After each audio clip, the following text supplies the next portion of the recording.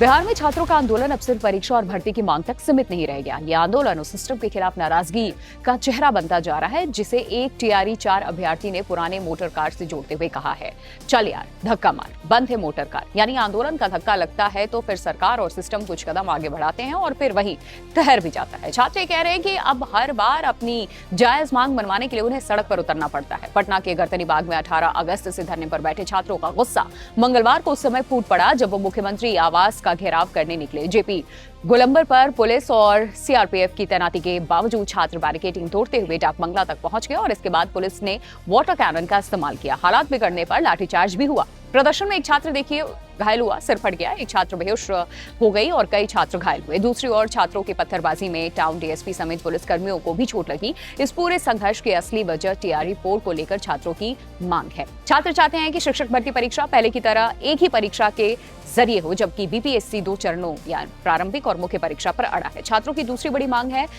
Negative marking खत्म करने की, जिसे आयोग ने ये कहते हुए खारिज किया है कि इससे तुक्केबाजी पर रोक लगेगी और अभ्यर्थियों की वास्तविक योग्यता का आकलन बेहतर तरीके से होगा।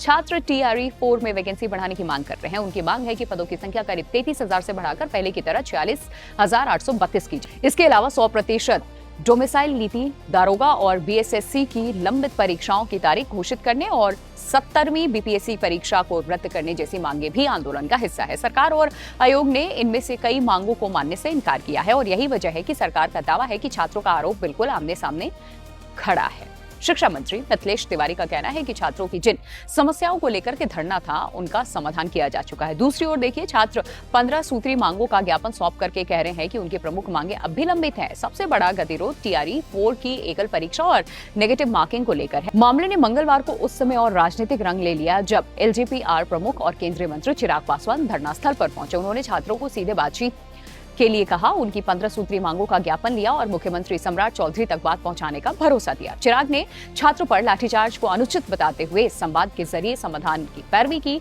राजद और जनसुराज ने भी आंदोलन को समर्थन दिया। प्रशांत किशोर ने भी छात्रों की जायज मांग मानने की बात कही और इसे लेकर लोकतंत्र की ताकत इसे बताया।